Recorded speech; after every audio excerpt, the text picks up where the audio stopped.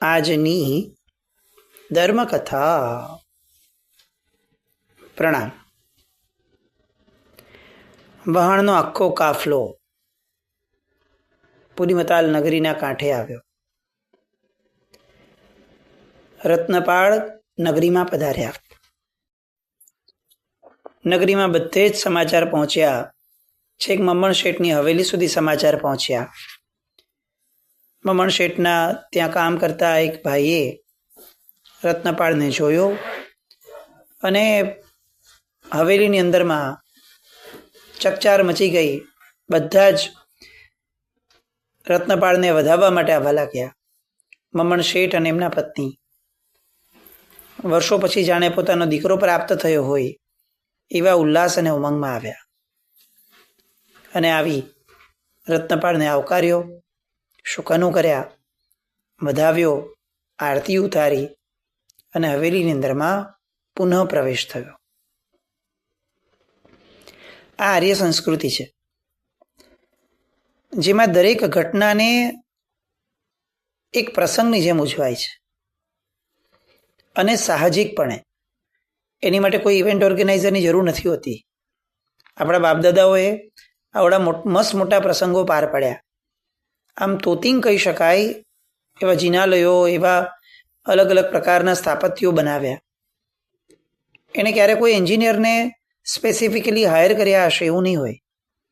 હા, ચોક્કસપણે એન્જિનિયરનું નામ બદલાઈને કદાચ કેટલાક નિષ્ણાત વ્યક્તિઓની સહાય લીધી હશે. પણ આજે જે ભપકાઓ, બ્રાન્ડની પાછળનું ઘેલું અને એક કસ્ટમાઇઝ કામ અને બસ પૈસા કેટલી અને અલગ અલગ કઈ પદ્ધતિથી વધુને વધુ વાપરી શકાય એ પ્રમાણેનું જે તંત્ર બેસ્યું છે એ આર્ય સંસ્કૃતિમાં આવું ક્યારેય ન હતું. અહીંયા ઉડાઉ પદ્ધતિ નહોતી.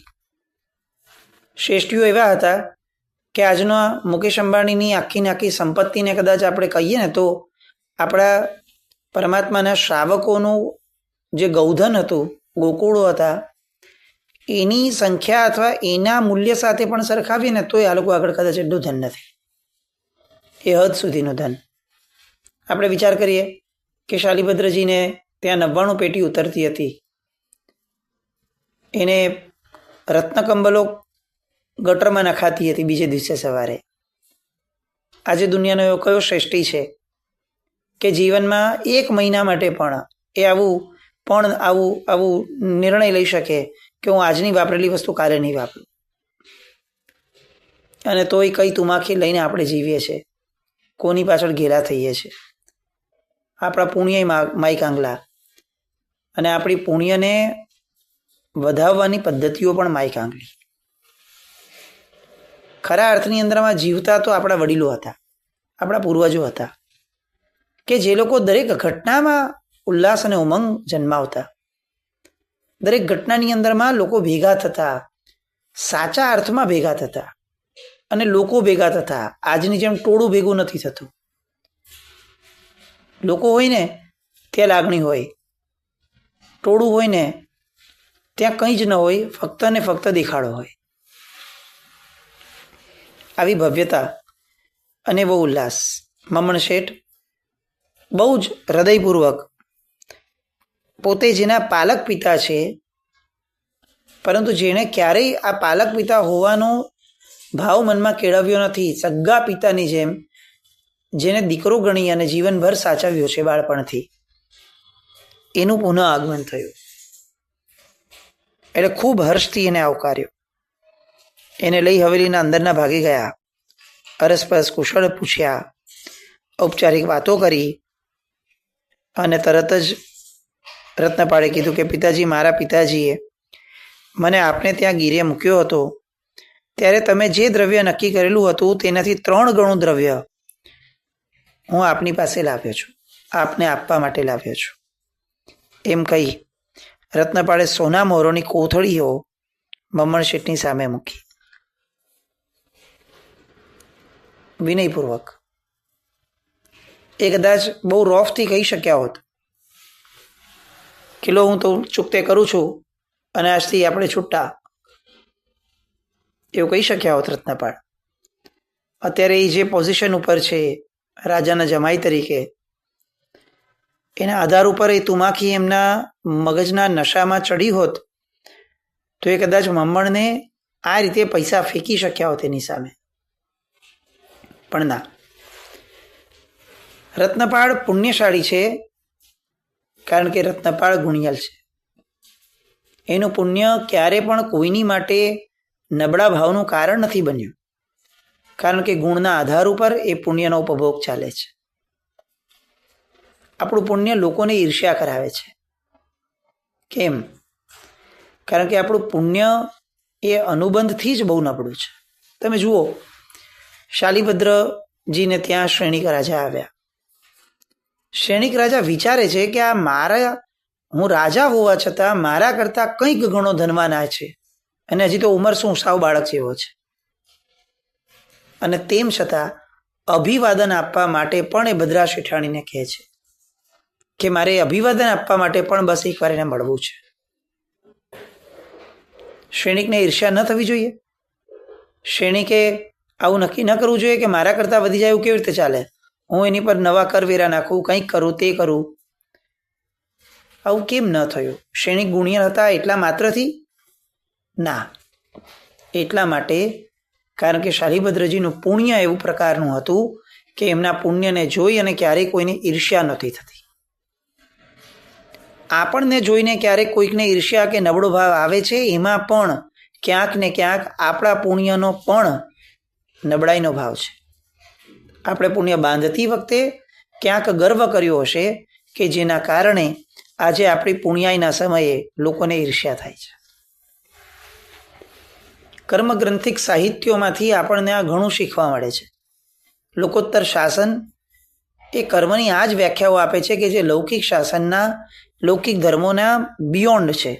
એ લોકોની કલ્પનાની પણ પછીનો ઘટનાઓ છે. આ એમણે આપ્યા. રત્નપાળે સોના મોરોની કોથળીઓ અને થાળો ભરી ભરીને આપ્યા. મમણ શેઠે તરત જ મુનિમજીને બોલાવ્યા. પૈસા મળે છે એ લોભ ન હતો, અંદરમાં એક પ્રકારનો આનંદ હતો કે મારો દીકરો ખરેખર બહુ ઓછા સમયની અંદરમાં કેટલું કમાઈને લાવ્યો. અને ઠીક છે, આ વ્યવહાર છે, વાત તો સાચી છે કે એના પિતાએ મારી પાસેથી ધન લીધું હતું અને દીકરો હવે ચૂકવે છે, તો વાતને એમણે કંઈ બહુ વિરોધ તરીકે કે અલગ ભાવથી ન લીધી. ઉલટા મમણ શેઠ રત્નપાળની કાર્યદક્ષતા ઉપર ખૂબ પ્રસન્ન થયા. એમને ટાઢક વળી કે ખરેખર દીકરો ટકોરાબંધ તૈયાર થયો છે, વ્યવહાર કુશળ પણ છે. રત્નપાળ હવે મમણ શેઠના ઋણમાંથી મુક્ત બન્યા. અને મમણ શેઠ હવે રત્નપાળને કહે છે, દીકરા, તે ઋણ ચૂકવ્યું એની ના નથી. હું આવું કરતા તને રોકતો નથી, કારણ કે આવું કરીશ તો તને નહીં ગમે અને તને અધિકાર છે કે તું તારા પિતાએ લીધેલું ઋણ ચૂકવે, તારી ફરજ પણ છે. પણ એટલું પણ ચોક્કસ તું યાદ રાખ કે તું દીકરો તો મારો જ છે. ભલે હું તારો પાલક પિતા છું, પણ પિતા તો છું જ. એટલે દીકરા, તારે જે આપવો એ આપ, ન આપ, આ બધો વિષય એ વ્યાપારના અને વ્યવહારનો છે. પણ લાગણીના દાવે હું તને એટલું તો કહું જ છું કે તું અહીંયાથી કંઈ તને જવા નહીં દઉં. તારે જીવનભર અહીંયા જ રહેવાનું છે. અને ફક્ત તારી આપેલી સંપત્તિ એવું નહીં, મેં પોતે જીવનમાં જેટલી કમાઈ છે એ બધી સંપત્તિનો પણ માલિક તો તું જ છે ને. મારા પછી બીજું કોણ સંભાળશે? તમે વિચારો, આ કઈ પુણ્યાઈ લઈને આવેલો જીવ હશે કે એટલો કૃપણ માણસ મમણ, આમ આવો લોભી માણસ કે જે ગમે તેવા ગરડા માણસને પણ કહી દે કે તારે મરવું હોય તો મર, પણ મારું દેવું ચૂકતે કરીને તને હું જવા દઈશ. આવો માણસ જેની સાથે લોહીનો કોઈ સંબંધ નથી, જેને ફક્ત ને ફક્ત વ્યાજના અને અપાયેલા દેવાના દાવા ઉપર જ લાવવામાં આવ્યો હતો ઘરમાં, એ બાળક ઉપર પણ પોતાનું બધું જ ન્યોછાવર કરવાની બુદ્ધિ આટલા વર્ષે પણ એને છે, કારણ કે રત્નપાળ એવું પુણ્ય લઈને આવ્યા હતા. એ પુણ્યાઈ હતી એની. કથા આગળ જેમ જેમ જશે ને આપણને એ પણ ખ્યાલ આવશે કે રત્નપાળના જીવનની અંદરમાં આ બધી ઘટનાઓ બની કેમ, કેટલોક પૂર્વભાવનો, કેટલોક પૂર્વાપર સંબંધનો ભાવ પણ છે આમાં, આવશે બધું આગળ. પણ અત્યારે તો આપણને આ રત્નપાળના પુણ્ય માટે બહુ આશ્ચર્ય થાય, આનંદ થાય. મમ્મણ જેવા લોભી માણસને પણ પોતાનો લોભ જેની સાથે છોડવાનું મન થાય, જેની માટે છોડવાનું મન થાય, એવા પુણ્યનો ધણી હતા આ રત્નપાળ. આજે આપણને ઘણી બધી ફરિયાદ હોય છે કે કોઈક વ્યક્તિ મારી હારે નબળું છે, અને ફરિયાદનો આધાર એ હોય છે કે એ માણસ બરોબર નથી, એ માણસ મારી હારે ખોટું કરે છે. પણ લોકોત્તર શાસનનો કર્મગ્રંથ આપણને શીખવે છે કે કોઈ માણસ આપણી હારે સારો રહે છે કે ખરાબ રહે છે, એમાં એનો જેટલો વાંક છે, કદાચ ભલે નથી ઓછો, પણ આપણી પુણ્યને પણ એ એટલો જ ભાગીદાર એમાં છે. આપણું કર્મ પણ એટલું જ ભાગીદાર છે. એ આપણી સાથે સારો રહે એવું પુણ્ય જ આપણું નહોતું. એ આપણી સાથે નબળો વર્તાવ કરે એવા પાપનો આપણો પણ ઉદય હતો. એનો તો નબળા ભાવનો ઉદય છે જ, પણ કાર્ય અને કારણની ઇફેક્ટ ભેગી થાય છે. કારણ આપણા પોતાનું કર્મ બન્યું, કાર્ય સામેવાળા વ્યક્તિનો સ્વભાવ બન્યો. તો અહીંયા મમ્મણ પણ પોતાનું તમામ ધન એની પર ન્યોછાવર કરવા માટે કહે છે. અને બહુ જ વૈનયિકી ભાવથી રત્નપાળ એમને જવાબ આપે છે કે પિતાજી, આપની ભાવનાને હું સમજુ છું, પણ મારું એક કર્તવ્ય પૂરું થયું. મારા પિતાએ જે દેવું લીધેલું હતું તે દેવું ચૂકવવાનું. હવે બીજું અને બહુ જ મહત્વનું કર્તવ્ય તો હજી બાકી છે, કે જેમાં મારે મારા માતા પિતાને શોધવાના છે. એ અત્યારે કઈ હાલતમાં હશે, શું કરતા હશે, એ શોધી અને મારે એ કાર્ય પણ ઝડપભેર પૂરી તો કરવાનું જ છે. મમ્મણ નિશબ્દ છે, શું કે ખોટી તો વાત છે નહીં. પણ પછીથી તો બધું દેવું ચૂકતે થયા પછી પણ રત્નપાળ માંડીને બધી જ વાત કહે છે કે પોતે અહીંયાથી જ્યારે નીકળ્યો એ પછીથી જે દ્વીપમાં પહોંચ્યો, કાળકૂટ દ્વીપની અંદરમાં, અને ત્યાં ગયા પછી જે ઘટના બની, બધી જ ઘટનાઓની વાતો એ પરિવારની સાથે બેસીને કરે છે. એક એક વાત સાંભળે અને મમ્મણ શેઠ અને શેઠાણી એના સાહસથી અત્યંત પ્રસન્ન થતા. વાતમાં રત્નપાળે મમ્મણ શેઠની એક વાત કરી કે પિતાજી, મને એક ભાવ પ્રગટ્યો છે. એટલે મમ્મણ શેઠે કીધું, બોલ ને દીકરા. તો કે છે, મેં મારા પિતાજીનું દેવું તો ચૂકતે કર્યું, પણ મેં એવું સાંભળ્યું છે તમારી પાસેથી ને લોકો પાસેથી કે મારા પિતાજીની એક ભવ્ય હવેલી હતી, જે હું મારા માતાના ગર્ભમાં આવ્યો એ સમય પૂર્વે બહુ જાહો જલાલી પૂર્વક અહીંયા હતી. પણ પછીથી દરિદ્રતા આવી અને હવેલી ગીરવે મૂકવી પડી હતી, અને હવેલી વેચાઈ પણ ગઈ હતી. મારી ઈચ્છા છે કે મારે ભવન ખરીદવું છે. જો આપ કૃપા કરી મને એમાં કંઈક સહાય કરી શકો તો મને ખૂબ આનંદ થશે. મમ્મણ કહે છે કે બેટા, હજી આજે તો તું આવ્યો છે, 2-4 દિવસ વિશ્રામ કર, બધું બરાબર થઈ જશે. પણ રત્નપાળ ના પડે છે, નહીં પિતાજી, વિશ્રામ એ તો કર્તવ્ય પૂરું થયા પછીથી જ થશે. એની પહેલા વિશ્રામ શેનો? આવતીકાલે મારા ભવન, આ પિતાજીના ભવન અંગેની વાત આપ કરજો ને. આપ કહો તો હું કાલ સવારે આવું. અને મમ્મણ તરત પૂછે છે, સવારે આવું એટલે શું? તું અહીંયા નથી રોકાતો? અને ત્યારે બહુ જ નમ્રતાપૂર્વક રત્નપાળ કહે છે કે ના પિતાજી, મારી સાથે અનેક લોકો છે, એ બધાને સાચવવાની જવાબદારી મારા માથે છે. જો આવતીકાલે આપ મારા પિતાજીના ભવનની ખરીદી કરી આપો તો 2-3 દિવસ પછીથી અમે જરા ત્યાં રહેવા પણ વયા જશું. મમ્મણ શેઠે બીજો કોઈ પ્રશ્ન ન કર્યો. લાગણીઓ ઘણી ઉભરાય છે, પણ સામે ખ્યાલ પણ છે કે પોતાનો અધિકાર હવે બહુ મર્યાદિત છે. રત્નપાળ શબ્દોથી ક્યાંય જતાવતો નથી કે હવે તમારો મારી પર બહુ અધિકાર નથી. પણ એની વૈનયિકી ધારા જ એવી છે કે એના વિનયમાં પણ સામા વ્યક્તિને સાચી સમજણો અને સાચો સંદેશ મળી જાય છે, પણ બહુ સારી રીતે મળે છે. થોડી વાર રહીને રત્નપાળ મમણ શેઠની હવેલીથી પાંથશાળામાં પાછા ફર્યા. બીજે દિવસે મમણ શેઠ અને રત્નપાળ સાથે ગયા અને જિંદત શ્રેષ્ઠીનું જે ભવન હતું એ ભવન ખરીદ્યું. રત્નપાળ પોતાના પિતાના ભવનને જોઈ ખૂબ ખૂબ હર્ષિત થયો. 3 દિવસની અંદરમાં તો બધી વ્યવસ્થાઓ થઈ ગઈ અને રત્નપાળ, મહાનંદ અને દાસ દાસીઓ, રક્ષકો એ બધા જિંદત શેઠની હવેલીએ નવા રહેઠાણે એ લોકો ત્યાં આવી ગયા. હવે તો શું, પૂરી મતાલ નગરીમાં ચોરે ને ચોટે ઘેર ઘેર બસ રત્નપાળની જ વાત થાય. આટલા ટૂંકા ગાળાની અંદરમાં રત્નપાળ પોતાના પિતાનું ઋણ ચૂકવ્યું, મમણ શેઠના બંધનમાંથી મુક્ત થયો. આ શું શુભ નિષ્ઠા છે, શું પ્રામાણિકતા છે! બસ આખી પૂરી મતાલ નગરીએ જાણે એની પ્રશંસા કરવા માટે લાલાયિત હતી. બધે પોતપોતાના કર્તવ્યો પ્રમાણે ચાલતું હતું. અને આ બાજુ જેમ જેમ દિવસો વધુતા જતા હતા તેમ તેમ રત્નપાળની પેલા મહાનંદ સાથેની મૈત્રી જે છે એ ગાઢ બંધાતી જતી હતી. અકારણ રત્નપાળને એના પ્રત્યે અપાર સ્નેહ આવતો હતો. બંને વચ્ચે અંગત વાતો થાય, જાણે સગા ભાઈ કેમ ન હોય. એક દિવસ રત્નપાળ અને મહાનંદ ભવનના ઝરૂખે બેઠા હતા. એકબીજા સાથે વાત કરી રહ્યા હતા. એવામાં વાતમાં મહાનંદે રત્નપાળની સામે જોઈને કીધું, મિત્ર, તમે મહારાજા કૃષ્ણની રાજ્ય કન્યા સાથે એટલે રત્નવતી સાથે વિવાહ કર્યા, બરાબર?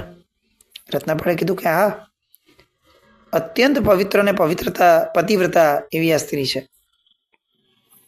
મહાનંદ પૂછે છે કે તમે જ્યારે સ્વદેશ માટે નીકળ્યા એ સમયે રાજકુમારીના તમારા ભાવ તમારા પ્રત્યે કેવા હતા?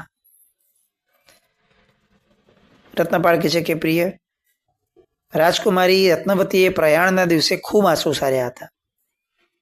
અત્યારે મને રત્નવતીનું સ્મરણ થઈ રહ્યું છે. એ મારા વિયોગથી કેવી મૂંઝાઈ જઈ હશે. આટલું બોલીને બહુ ખિન્નતા અનુભવવા લાગ્યા. વાતાવરણની અંદરમાં પણ કેટલાક સમય માટે મૌન થયું. મહાનંદને લાગ્યું કે મેં આવો પ્રશ્ન પૂછ્યો ને એના કારણે મિત્ર થોડો દુઃખી થયો છે. હવે એને આ દુઃખમાંથી બહાર કાઢવા માટે એક અમોઘ સાધન જે મારી પાસે છે એ છે વીણાનું વાદન, કે જે મારા મિત્રને અત્યંત પ્રિય છે. અને મહાનંદે વીણાના સૂરો વાતાવરણમાં ફેલાવાના શરૂ કર્યા. રેલાયેલા એ સૂત્રો કર્ણપટ ઉપર જેમ જેમ એનો સ્પર્શ થતો ગયો તેમ તેમ રત્નપાળ એ એના મુખ ઉપર આનંદ છવાતો ગયો. અને મિત્રને આનંદિત થતો જોયો એટલે મહાનંદ પણ ખુશ થયો. આમ ને આમ મૈત્રીપૂર્ણ આનંદ પ્રમોદના વાતાવરણની અંદરમાં દિવસો પસાર થઈ રહ્યા છે. એક દિવસ મહાનંદ બજારમાં ગયો હતો અને રત્નપાળ આંગણામાં બેસીને એકલો વિચારોના સથવારે એ ક્યાંક ને ક્યાંક કોક જગતની અંદરમાં ભ્રમણ કરી રહ્યો હતો. માતા પિતાનું સ્મરણ એ એની સંવેદનાના ટોચ પર આવવા લાગ્યું. આંખમાંથી આંસુઓ ટપકવા લાગ્યા. એ પોતાના આત્માને કહેવા લાગ્યો કે તું કેવો સ્વાર્થી છે. તું જરા પણ વિચારતો નથી કે તારા માતા પિતા કઈ હાલતમાં હશે. આ હદ સુધી તું કર્તવ્યથી વિમુખ થઈ ગયો છે. બસ આ વીણાના સૂર અને મિત્ર, આના સિવાય તારી માટે કોઈ જગત જ નથી. આવું કઈ પોતે પોતાના આત્માને જાણે અત્યંત તીવ્રતાથી ઉપાલંબ આપતા હતા. અને આ ઉપાલંબ આપતા આપતા થોડા ખિન્ન થતા ગયા, દુઃખી થતા ગયા. જગતની અંદરમાં જ્યારે કોઈ માણસને આશ નથી મળતી ને, કોઈનો આશરો નથી મળતો, આશ નથી મળતી, કોઈની હૂંફ નથી મળતી, ત્યારે એ જે એકલવાયાપણો અનુભવે છે ને એનો કોઈ તોડ આ જગતને પાસે નથી હોતો. એ એકલવાયાપણાને દૂર કરવા માટે ગમે તેટલા પૈસા વપરાય, ગમે તેટલી સુખની સામગ્રી અપાય, પણ તો પણ એ એકલવાયાપણાની એક ક્ષણને પણ આ ભૌતિક સામગ્રીઓ ક્યારે પણ બદલાવી નથી શકતી. આજની પરિસ્થિતિ મહત્તમ સ્વરૂપે આ જ છે. જેમ જેમ સુખ સામગ્રીઓ વધતી જાય છે તેમ તેમ જીવ વધુ ને વધુ એકલો થતો જાય છે અંદરથી. કહેવા માટે ટોળામાં છે, કહેવા માટે સોશિયલ મીડિયાની દ્વારા દરેકે દરેક વ્યક્તિ સાથે સંપર્કમાં છે, અને તેમ છતાં એની પાસે એનો કહી શકાય એવો એક વ્યક્તિ નથી. આ દયનીય પરિસ્થિતિ. અને આ જ પરિસ્થિતિની અંદરમાં અત્યારે આ રત્નપાળ પોતાની સેલ્ફને, પોતાની જાતને કહે છે કે તું પોતાનું કર્તવ્ય કેમ ભૂલી ગયો છે? અને જાણે કુદરત એની આ તીવ્રતાને જોઈ અને હવે પીગળી. આટલા વખતથી રત્નપાળ જે પોતાના માતા પિતાના વિયોગની અંદરમાં ઝૂરી રહ્યો છે, એના એ વિયોગને સાર્થકતા આપવા માટે કુદરત પણ હવે જાણે કાર્યરત થઈ છે. કેવી રીતે? એવું શું કરે છે કે જેના કારણે આપણે એવું કહી શકીએ કે કુદરત હવે રત્નપાળને એના માતા પિતા તરફ લઈ જવાની દિશામાં આગળ વધે છે? શું ખરેખર આ જગતમાં ચમત્કાર નામની કોઈ ઘટના હોય કે યોગાનો યોગ જ હોય છે? આવી બધી વાતો અને આપણને આશ્ચર્ય કરી દે, મુગ્ધ કરી દે આપણને એ હદ સુધીની સંવેદનાત્મક વાતો, ઘટનાઓ, એ બધું હવે બનવાનું. બસ એ પ્રવાહની અંદરમાં આપણે જોડાતા રહીશું. જીજ્ઞાસા કંઈ પણ બોલાય તો ઈચ્છામી તો કોણ. જય નામ, જય અતિશાસન.